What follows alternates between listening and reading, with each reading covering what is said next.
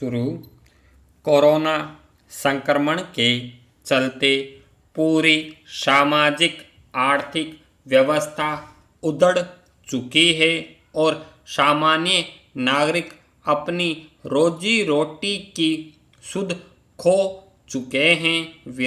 17 करोड़ लोगों का बेरोजगार हो जाना और 40 करोड़ लोगों का गरीबी की सीमा रेखा की देहरी पर खड़े हो जाना बताता है कि भारत ऐसे संकट काल से गुजर रहा है जिसमें समूचे राजनीतिक तंत्र को एक सिरे से जनता की समस्याओं को सुलझाने का तरीका ढूंढना चाहिए और सत्ता व विपक्ष का भेद भूलकर भारत को पुनः पटरी पर लाने के प्रयास करने चाहिए।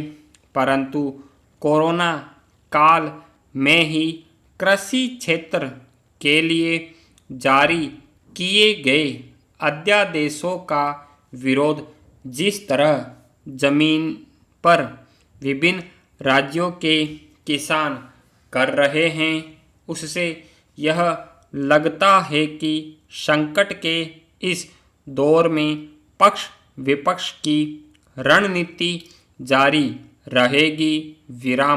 खासकर पंजाब विधानसभा में जिस तरह इन अध्यादेशों के खिलाफ प्रस्ताव पारित किया गया है, उससे स्पष्ट होता है कि पूरे मामले पर राज्यों के अधिकारों और केंद्र के एकाधिकार का मसला भी आड़े आ सकता है।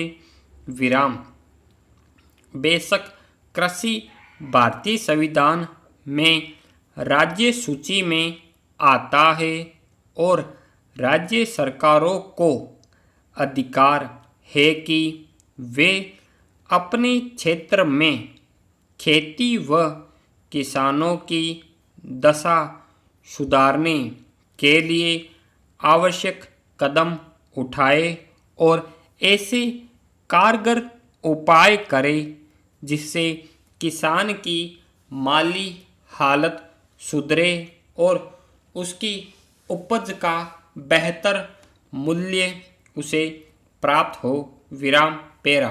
इस बाबत केंद्र सरकार भी विभिन्न एजेंसियों के माध्यम से ऐसे कदम उठाती है जिससे किसान की उपज का उचित मूल्य मिले और इस संबंध में कृषि उपज का न्यूनतम समर्थन मूल्य भी घोषित करती है।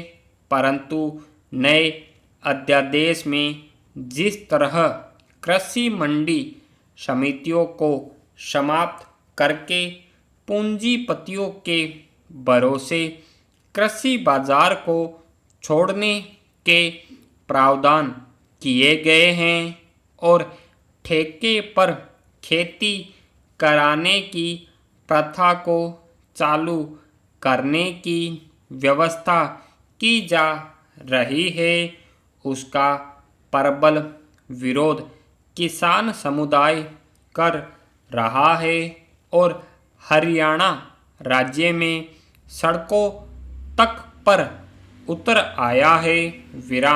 किसान का सड़कों पर उतरना भारत जैसे कृषि प्रधान देश में किसी भी सूरत में शुभ संकेत नहीं कहा जा सकता, क्योंकि पूरी दुनिया में सिर्फ भारत ही ऐसा देश है जिसमें किसान को धरती के भगवान की संज्ञा से अलंकृत किया गया है। इसकी मुख्य वजह यह है कि किसान का श्रम जब प्रकृति से मिलकर एकाकार हो जाता है तो धरती पर नव संरचना का श्रृंगार बिखर जाता है और यह मानव के लिए जीवनदायी उपहार होता है। विराम।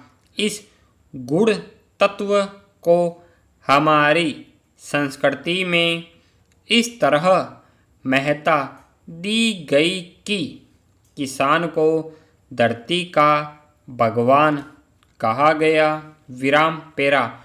वैज्ञानिक दृष्टि से देखें तो किसान की जमीन पर पैदा हुई उपज से समूची अर्थव्यवस्था का पहिया घूमता है और औद्योगिकरण की तरफ बढ़ता है।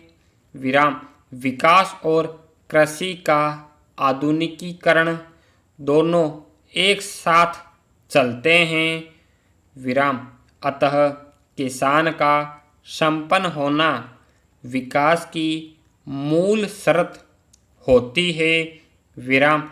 कृषि को स्वतंत्र भारत में राज्य सूची में डालने के पीछे भी मुख्य उद्देश्य यही था, जिससे स्थानीय जलवायु प्रभावों के चलते इस क्षेत्र की दशा में अधिकाधिक सुधार किया जा सके।